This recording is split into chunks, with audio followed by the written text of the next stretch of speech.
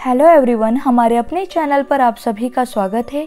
उम्मीद है कि आप लोग बहुत अच्छे और हेल्दी होंगे और अपने फैमिली के साथ ये क्वालिटी टाइम हैप्पीली बिता रहे होंगे। तकरीबन 1 महीने पहले मैंने आप लोगों के साथ हमारे किचन का टूर शेयर किया था, जिसे आप लोगों ने बहुत ही पसंद किया है। साथ ही कई रिक्वेस्ट भी आई है कि मैं हमारे किचन को किस तरह क्लीन और मेंटेन रखती हूँ, ये रूटीन भी मैं आप लोगों के साथ शेयर करूँ। तो आप लोगों के रिक्वेस्ट मिलने के बाद ही मैंने तय कर लिया था कि अगली बार जब भी मैं हमारे किचन की डीप क्लीनिंग करूँगी तो उसकी वीडियो आप लोगों के साथ जरूर शेयर करूँगी। साथ ही आज के व्लॉग में मैं आपके साथ किचन क्लीनिंग के बहुत ही यूजफुल टिप्स शेयर कर रही हूँ, तो इस व्लॉग को एंड तक जरूर देखना। यहाँ मैं सबसे पहले हमारा फ्रिज क्लीन करूँगी, जिसके लिए मैंने एक बर्तन में तकरीबन 3 कप पानी लिया है, जिसमें अराउंड 1 कप वाइट विनेगर और आधी छोटी चम्मच डिश लिक्विड सोप मिलाकर घर में ही एक बहुत ही इफेक्टिव क्लीनर बना लिया है, जिसे आप एक स्प्रे बोतल में डालकर भी क्लीनिंग के लिए इस्तेमाल कर सकते हो या मेरी तरह डायरेक्ट यूज कर ले। ये रहा हमारा फ्रिज, जिसे मैं ट्राई करती हूँ कि हर हफ्ते क्लीन कर लूँ, लेकिन डीप क्लीनिंग तो मैं महीने में एक बार ही कर पाती हूँ। मैंने ऑनलाइन भी कुछ सब्जियां मंगाई है, जिन्हें मैं क्लीन कर फ्रिज में अरेंज कर दूंगी, और जो सब्जियां ऑलरेडी रखी है उन्हें भी छांटकर जो सब्जी जल्दी खराब हो जाती है उन्हें अलग रख लूंगी। हमारा फ्रीजर कंपार्टमेंट फिलहाल काफी गंदा हो चुका है। 2 दिन से आयांश के कुछ एक्सपेरिमेंट चल रहे हैं। घर में जो भी लिक्विड हो, पानी, जूस, दूध, इवन कलर्स को पानी में घोलकर उसने छोटी छोटी कटोरियों में जमा लिया है, जिसके चलते फिलहाल हमारे फ्रीजर की कंडीशन बहुत बुरी हो गई है। फ्रिज की डीप क्लीनिंग करने से पहले फ्रिज में पहले से जो भी सामान रखा गया है, सबसे पहले उन सभी सामान को बाहर निकालकर मैं किचन काउंटर पर रख लूंगी। और इसके बाद हमने जो विनेगर की हेल्प से क्लीनर बनाया है, उसमें एक साफ कॉटन का कपड़ा भिगाकर उस कपड़े से पूरे फ्रिज को अच्छी तरह पोंछकर क्लीन कर लूंगी। इस क्लीनर की हेल्प से आप अपने फ्रिज के साथ माइक्रोवेव और दूसरे छोटे बड़े किचन के अप्लायंसेस भी क्लीन कर सकते हो। एसिडिक नेचर होने की वजह से विनेगर आपके किचन अप्लायंसेस को डिसइंफेक्ट भी कर देता है। ये छोटे छोटे फूड पार्टिकल्स फ्रिज में सामान होने से ज्यादा दिखाई नहीं देते हैं। अब सारा सामान जब फ्रिज से बाहर निकाल दिया है तो पूरे फ्रिज में गंदगी साफ साफ दिखाई दे रही है।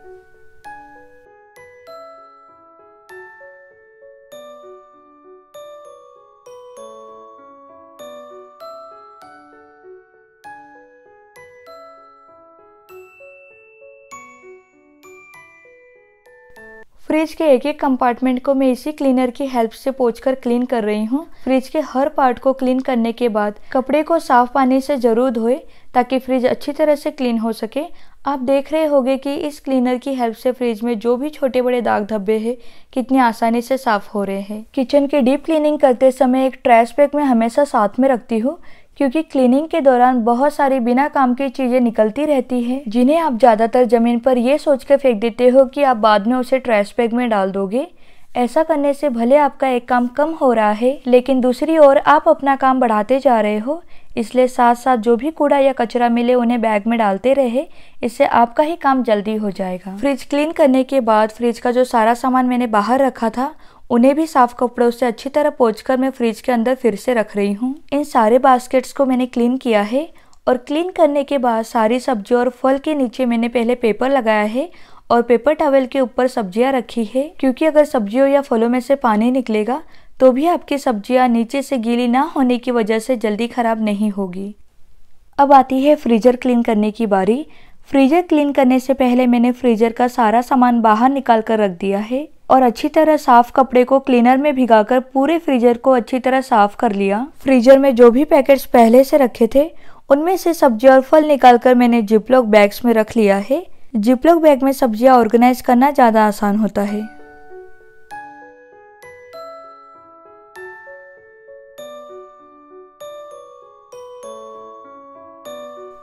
फ्रिज क्लीन करते समय ये सारे पैकेट्स निकले हैं, जिन्हें मैं तुरंत ट्रैश कर दूंगी।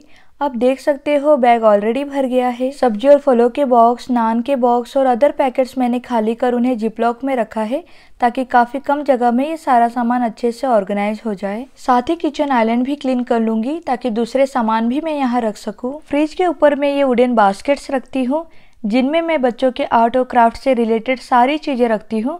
उन्हें हटाकर पहले मैं फ्रिज के ऊपर क्लीन कर लूंगी और इसके बाद बास्केट्स को ऑर्गेनाइज कर फिर से फ्रिज के ऊपर रख देंगे। यह मेथड ब्रांड का ग्लास क्लीनर है जिसे मैंने टारगेट से लिया है। मैं इसे किचन काउंटर और किचन के सारे अप्लायंसेस को क्लीन करने के लिए इस्तेमाल करती हूँ। वैसे आप कोई भी ब्रांड का ग्लास क्लीनर यूज कर सकते हो। ग्लास क्लीनर से वाइप करने पर अप्लायंसेस के ऊपर बहुत अच्छी चमक आती है।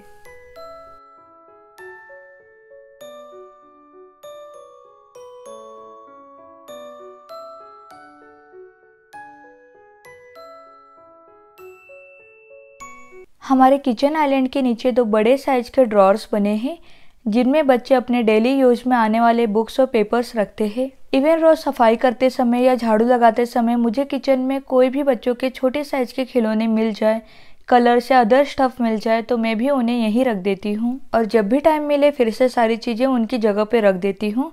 फिलहाल इस ड्रॉर में काफी क्लटर हो गया है तो सबसे पहले इसे ही क्लीन कर लेते हैं। ड्रॉर से सारा सामान मैंने ऑलरेडी बाहर निकाल कर रख दिया है।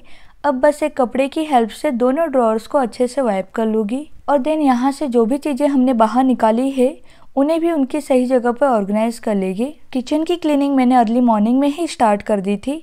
अब दिन के 10 बज गए हैं और बच्चों को ब्रेकफास्ट खिलाकर उन्हें भी मैंने अपने साथ ही बिठा लिया है। यहाँ मैं बच्चों के लिए कुछ ऊन के छोटे छोटे टुकड़े कर रही हूँ। इन टुकड़ों को बच्चे ग्लू की हेल्प से एक पेपर पे चिपका रहे हैं। ये एक्टिविटी बस मैंने बच्चों को इंगेज करने के लिए दी है ताकि बच्चे थोड़ी देर बिजी रहे और मैं हमारा थोड़ा बहुत काम बच्चों के साथ कर लूँ। वैसे भी आप जब क्लीनिंग का काम निकालते हो बच्चों को सामान के आसपास रहना और हर चीज़ को छूकर देखना काफ़ी पसंद होता है। मुझे आज भी याद है जब भी मेरी मॉम पहले क्लीनिंग किया करती थी, स्पेशली उनके कपड़े वाली बैग, हम दोनों बहनें क्लीनिंग के दौरान मम्मी ने बैग में कौन कौन सी साड़ियाँ रखी है ये देखने के लिए वहीं बैठ जाया करते थे। मुझे तो मेरी मम्मी की साड़ियाँ देखने का आज भी बहुत शौक है।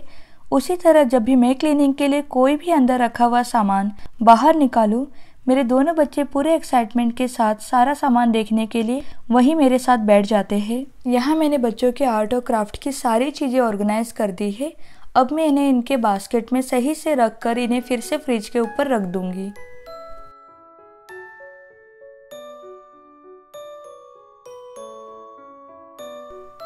फ्रिज अंदर और बाहर दोनों ही तरफ से अच्छी तरह क्लीन हो गई है। अब बारी आती है पेंट्री की। फ्रिज और पेंट्री अच्छी तरह क्लीन हो जाए तो वैसे ही आपका किचन काफ़ी हद तक क्लीन हो जाता है। पेंट्री के अंदर जितने भी बॉक्सेस रखे हैं उन सारे डिब्बों को हम बाहर काउंटर पे रख रहे हैं। सभी डिब्बों को साफ कपड़े से पोंछकर फिर से अंदर रख देंगे। साथ ही जो स्टोरेज बॉक्सेस खाली हो गए हैं उन्हें रिफिल भी कर देंगे। दोनों बच्चे यहाँ बॉक्सेस को क्लीन करने में मेरी हेल्प कर रहे हैं और यह काम बच्चे हमेशा करते हैं। पेंट्री में बच्चों का आना जाना काफ़ी हद तक लगा रहता है। मुझे किचन टूर वाले व्लॉग में कुछ कमेंट्स आए थे कि मैं हमारे पेंट्री के लिए सारे प्लास्टिक के बॉक्सेस को निकालकर ग्लास के जार्स ले लूँ। मैंने उस व्लॉग में आपसे बताया था कि मैं खुद बाहर का माहौल सही हो जाने पर हमारी पेंट्री के लिए कुछ चेंजेस करूँगी। फिलहाल मैं हमारे पेंट्री में किसी भी तरह का बदलाव लाने के लिए रेडी नहीं हूँ। और रही बात ग्लास जार्स की, तो उनके लिए फ़िलहाल अभी मैं बिल्कुल भी कंफर्टेबल नहीं हूँ, क्योंकि जैसा कि आपने अभी देखा कि मेरे दोनों बच्चे हमेशा ही पेंट्री यूज़ करते हैं, तो ऐसे में ग्लास के जार्स लेना फ़िलहाल हमारे घर के लिए बिल्कुल भी सुरक्षित नहीं है।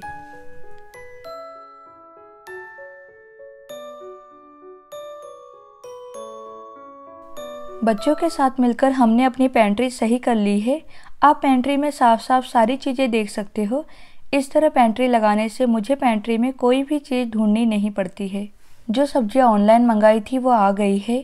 सब्जियां, फल, फ्रोजन फूड्स, दूध और अदर डेयरी प्रोडक्ट्स डिलीवरी होने के तुरंत बाद ही मैं उन्हें धोकर फ्रिज में रख देती हूँ। सिंक में पानी भरकर मैंने सारी सब्जियां पानी में भिगाने के बाद उसमें लगभग 1 कप विनेगर डालकर 10 मिनट के लिए सब्जियों और फल को पानी में छोड़ दिया है। विनेगर या बेकिंग सोडा पानी में मिलाकर सब्जियों को धोने से सब्जियां और फल काफी हद तक डिसइंफेक्ट हो जाते हैं। 10 से 15 मिनट बाद सब्जियों को सिर्फ पानी से धोकर एक साफ टॉवल की हेल्प से पोंछकर मैंने सब्जियों को फ्रिज में अरेंज कर दी है। खाना बनाते समय जल्दी में कई बार मैं मसालों के डिब्बे यहाँ से वहाँ रख देती हूँ और इन पर हर रोज हमारे हाथ लगते रहते हैं। स्पेशली खाना बनाते समय डिब्बों पर हाथ लगने से डिब्बे बाहर से थोड़े स्टिकी और ऑयली हो जाते हैं। इसीलिए यहाँ मैं रोज इस्तेमाल में आने वाले मसालों के छोटे छोटे डिब्बों को भी वाइप से क्लीन कर उन्हें उनकी सही जगह पे रख रही हूँ। अगर आप इस तरह का गैस स्टोव इस्तेमाल करते हो तो स्टोव के अराउंड आपने ये स्टिकी सा कुछ जमा होते जरूर देखा होगा। आजकल मैं बच्चों के साथ मिलकर ओवन का इस्तेमाल काफ़ी ज़्यादा कर रही हूँ और फिलहाल हमारे स्टोव के साथ हमारे ओवन को भी डीप क्लीनिंग की काफ़ी ज़रूरत है। स्टोव और ओवन क्लीन करने के लिए मोस्टली मैं बेकिंग सोडा का इस्तेमाल करती हूँ। यहाँ मैंने 2 से 3 बड़े चम्मच बेकिंग सोडा लिया है, जिसमें उतना ही पानी मिलाए जितने में सोडा का एक गाढ़ा सा घोल बनकर तैयार हो जाए। घोल बनाकर मैंने उसे एक साइड में सेट होने के लिए रख दिया है। हमारे किचन में ये कैबिनेट तो आपने मेरे व्लॉग में देखा ही होगा। यहाँ स्मैन का हाथ आसानी से पहुँच जाता है और आजकल मेरे दोनों बच्चे सर्विंग स्पून से काफ़ी खेलते हैं, इसलिए वंस इन अ वाइल ये सारे स्पून्स को मैं एक साथ डिशवॉशर में रखकर धो लेती हूँ। साथ ही ये ऑर्गेनाइजर ट्रे भी मैं विनेगर वाटर की हेल्प से वाइप कर लूंगी। और यहाँ हमारे स्टोव के ऊपर एयर फिल्टर लगा होता है, इसे भी मैं डिशवॉशर में रखकर क्लीन कर लूंगी। बेकिंग सोडा और पानी से जो घोल हमने बनाकर तैयार किया है, उस घोल को ओवन में जहाँ जहाँ आपको दाग या धब्बे दिखाई दे उन पर अच्छी तरह लगा दीजिए। स्टेन्स पर बेकिंग सोडा अप्लाई करने के बाद उन्हें ऐसे ही कम से कम आधे घंटे के लिए रखना है। इससे आपका ओवन कम मेहनत में बहुत ही अच्छी तरह से क्लीन हो जाएगा। स्टोव क्लीन करने के लिए यहाँ मैं सेम तरीके से बेकिंग सोडा और पानी का घोल बनाकर तैयार कर लूंगी। स्टोव का ऊपरी भाग थोड़ा सा ऑयली हो जाता है, तो उसे क्लीन करने के लिए इस घोल में थोड़ा सा डिश लिक्विड भी ऐड करना चाहिए। अब इस घोल को स्टोव पर जहाँ जहाँ भी आपको गंदगी जमा हुई दिखाई दे उन सभी जगह पर अच्छी तरह लगाकर इस घोल को स्टोव पर कम से कम आधे घंटे के लिए ऐसे ही रहने दीजिए। तब तक ओवन के रैक्स, ऑर्गेनाइजर ट्रे और माइक्रोवेव को भी मैं अच्छी तरह क्लीन कर लूंगी और साथ ही दूसरे भी छोटे बड़े काम कंप्लीट कर लेंगे।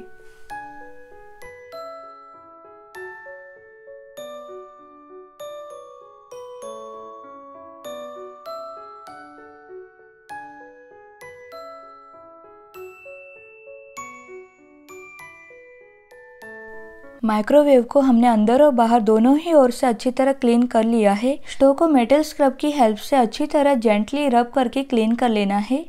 आपको स्टोव के ऊपर हाथ लगाने से ही पता लग जाएगा कि स्टोव क्लीन हुआ है या नहीं। स्टोव को स्क्रब से क्लीन करने के बाद कपड़े की हेल्प से स्टोव को अच्छी तरह पोंछ लीजिए और इसके बाद कपड़े को अच्छी तरह धोकर स्टोव से बेकिंग सोडा को भी अच्छी तरह क्लीन कर लीजिए।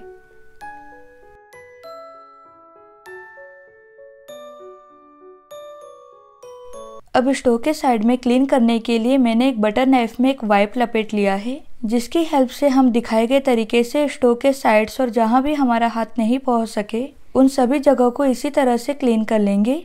आप देख सकते हो कि इस तरीके से स्टोव के साइड्स कितनी अच्छी तरह से क्लीन हो रहे हैं। अब इसी तरह बटर नाइफ और वाइप की हेल्प से मैंने स्टोव के दोनों साइड्स क्लीन कर लिए हैं। साथ ही स्टोव को भी एक सूखे कपड़े से पोंछकर अच्छी तरह क्लीन कर लिया है।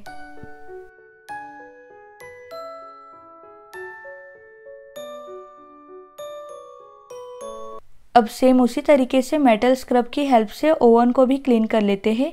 मैंने मेटल स्क्रब से ओवन और स्टोव दोनों ही क्लीन किए हैं। मेटल स्क्रब यूज करने से दोनों ही चीजें बिल्कुल भी डैमेज नहीं हुई है, बल्कि साफ करने में बहुत ही कम समय लगा और क्लीनिंग का रिजल्ट बहुत ही अच्छा आया है, ये आप देख ही सकते हो। फाइनली हमारे सारे किचन अप्लायंसेस क्लीन हो गए हैं।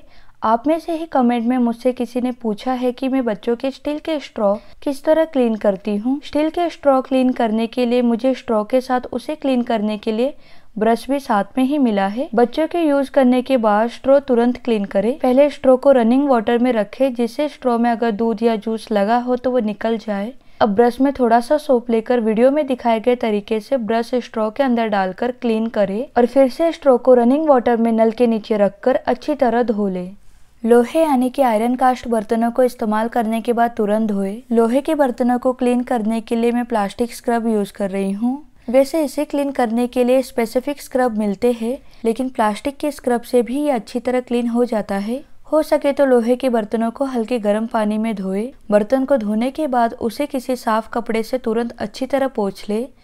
ध्यान रखें कि बर्तन में पानी बिल्कुल नहीं लगा होना चाहिए। कपड़े से लोहे के बर्तन को अच्छी तरह से पोंछने के बाद बर्तन को किसी सूखे जगह पर रखकर थोड़ी देर के लिए बर्तन को अच्छी तरह सूखने दे और इसके बाद उसे उसकी सही जगह पर रख दे। अगर आपके लोहे के बर्तनों में जंग लग रहा है तो रुई या पेपर टॉवल में थोड़ा सा तेल लगाकर लोहे के बर्तन में तेल अच्छी तरह लगाकर रखें। इससे भी आपके लोहे के बर्तन ज्यादा दिन चलेंगे और जल्दी खराब नहीं होंगे। मेरा किचन ऑलमोस्ट क्लीन हो चुका है। अब बारी आती है डिश रैक की, जिसे मैं हफ्ते में एक बार क्लीन जरूर करती हूँ। हमारे डिश रैक 4 पीस में डिवाइड है, तो एक एक कर मैं चारों पीस को अच्छी तरह धोकर क्लीन कर लूँगी। और सबसे लास्ट में हम क्लीन करेंगे किचन सिंक, जिसे आप बेकिंग सोडा और गर्म पानी की हेल्प से क्लीन कर सकते हो। लेकिन इसे क्लीन करने के लिए मैं यहाँ ब्लीच का इस्तेमाल कर रही हूँ, ताकि सिंक के अंदर अगर कोई मोल्ड हो यानी कि काई जम रही हो तो ब्लीच उसे अच्छी तरह क्लीन कर देगा। गर्म पानी से धोकर सिंक को अच्छी तरह क्लीन कर लीजिए। सिंक के आसपास के एरिया और नल को भी सिंक के साथ जरूर क्लीन करें। फाइनली रोज इस्तेमाल में आने वाले सभी बर्तनों और छोटे बड़े अप्लायंसेस को अच्छी तरह क्लीन कर मैंने उन्हें उनके सही जगह पर रख दिया है। तो यही है हमारे किचन का डीप क्लीनिंग रूटीन। इसी तरह से मैं अपने किचन को मेंटेन रखती हूँ। आज का ये व्लॉग मैं यहीं पर एंड कर रही हूँ। व्लॉग अच्छा लगे तो इस वीडियो को लाइक ज़रूर करना, और आगे आप किस तरह के व्लॉग मेरे चैनल पर देखना चाहते हो कमेंट कर मुझे ज़रूर बताएं। जल्दी ही एक नए व्लॉग के साथ आपसे मुलाकात होगी। तब तक आप सभी हैप्पी और हेल्दी रहे और मेरे व्लॉग्स को अपना प्यार देते रहे। Thank you so much for watching my vlogs.